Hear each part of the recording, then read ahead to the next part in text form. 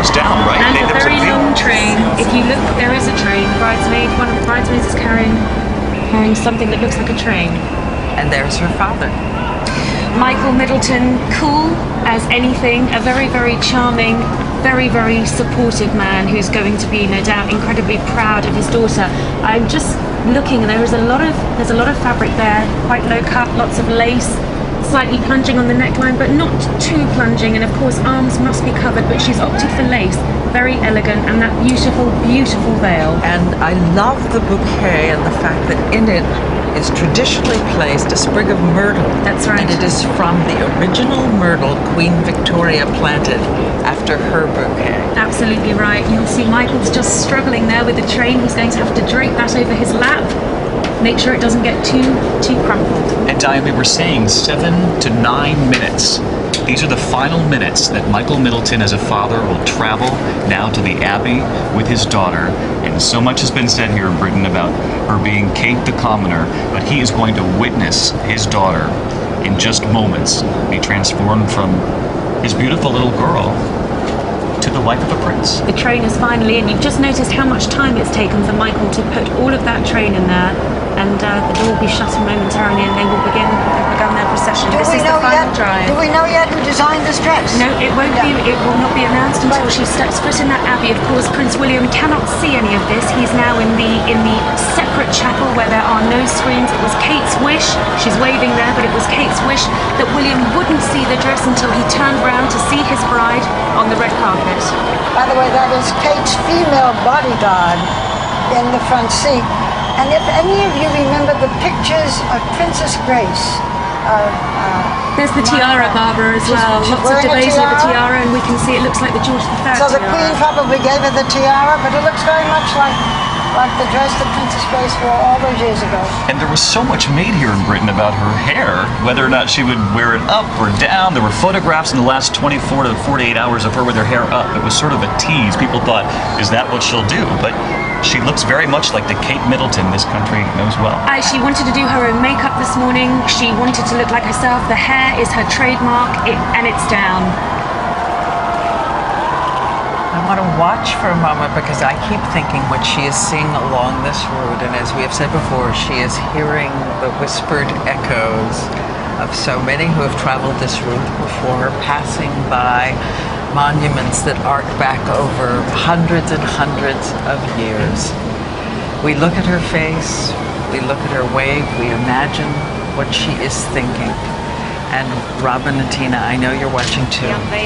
Yes, we are, Diane. We are watching intently like everyone else. And the last to arrive for a royal wedding, the bride in a car, was Princess Alexandra in 1963, the Queen's first cousin. Normally arrived by carriage. And when they were talking earlier, Tina, about her hair, I remember that Viana was telling me, Viana Goldriga, earlier in the week, that she wanted her husband to recognize her. You know how some brides get all wild with the hair? Yeah. She wanted him to be able to recognize her. Well, that's so much their relationship, that it is a real friendship, and it's not based on fairy tale fantasy. She wanted to look beautiful, but she also wanted to be the woman that she knows that he loves.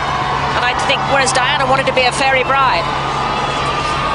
And they have been able to really strike that balance. But as you can see these pictures, and it's so we're so happy because we've been hearing about how calm they all were, everyone involved in the wedding prior to, and it seems that same way this morning, Tina. Yes, you can see that, and they are passing us right now. That although she's waving to the crowds through the window, and we've taken note of the veil, so reminiscent of Princess Diana, who had the veil as she traveled in the carriage. This is different. Kate Middleton said she wanted to travel by car, and this is the Queen's 1950s Rolls Royce. It's the oldest car in the collection, but the car is not the star, clearly, with this crowd. They are welcoming Kate Middleton. This is something that she chose. Prince William didn't have that option. She did. She chose it, and he really has had to bring her into it. He's really so lovingly brought her into the process of being both his wife and a princess, which I think has been incredibly caring of him, because he wants it to go right for her as well as for everybody else. We do remember the interview right after the announcement of the engagement, and said he wanted to take his time. A lot of people, you know, the nicknames that she had, Waity Katie, Katie Waity. And he said, no, there was a purpose for this, and this was this moment. And you really, when you look at her right now, Tina, you really feel that she is mature enough to handle this moment. It's almost as if he knew from the beginning she was the woman he wanted, but he had to then really be sure that she could handle it after what happened to his mother. You know, he saw his mother wrecked by it, and he did not want that for her. I think it's wonderful the way he's achieved it, actually. He's done it with enormous aplomb, and this time everything has been done right for her. She seems really ready. It's about her last 9 minutes here in the car. And I have to say, Diane, the sun has come out all of a sudden here outside the Abbey.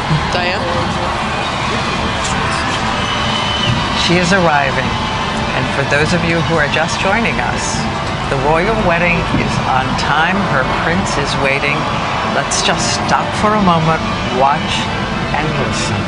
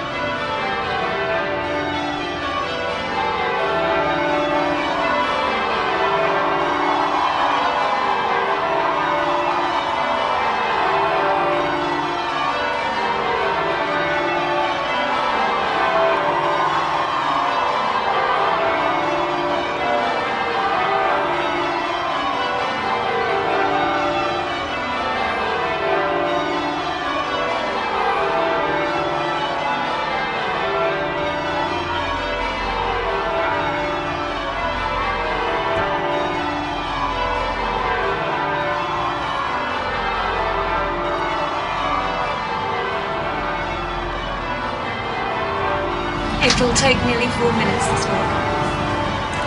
Kate Middleton approaching that long walk, 300 feet, 3 to 4 minutes, and she's been told to pause before she does it. Watch for her pause.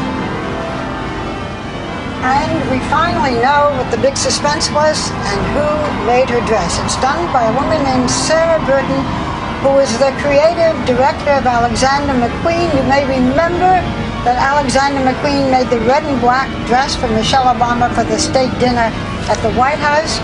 Very sadly, he committed suicide a year ago. A very well-known designer. He's going to be honored this coming Monday at the Metropolitan Museum. And doesn't she look gorgeous?